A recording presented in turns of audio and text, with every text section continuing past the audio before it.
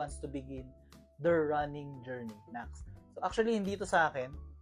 Ayan. So sa kapatid ko to as a Christmas gift.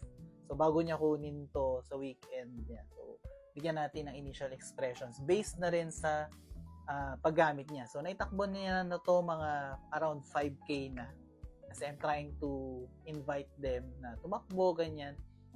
Gumalaw-galaw, magpapawis, and tatakbo kami sa Takbo 2026 sa Ayala Triangle sa Makati. So 5K lang yon. So kita-kit sa mga tatakbo doon. At sabi niya, based on her, magaan daw to, masarap itakbo. Okay? So okay na okay to as a daily trainer. So perspective yon ng someone na hindi naman talaga tumatakbo. Ayun. So basically, wala naman siyang negative feedback so far.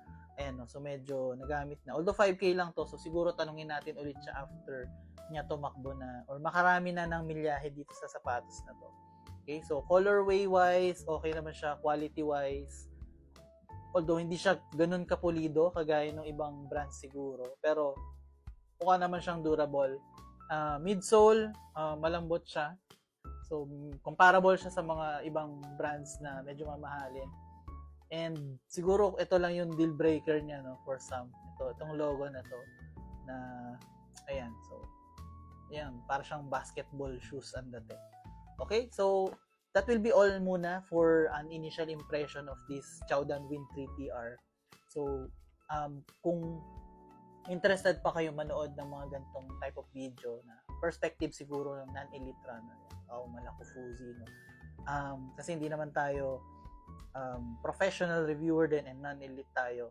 Yan. So magta-try tayo magbigay ng initial impressions or review after siguro pag natakbo na natin ng around 50K o 100K. So yung ibang sapatos dyan, 400K na yan. So Super Blast nasa 400 na yan. Si Nova Blast nasa 200, 300K na. So yan yung mga gagawa natin ng video. At least from a perspective ng casual jogger. Iwanan dating. So thank you guys.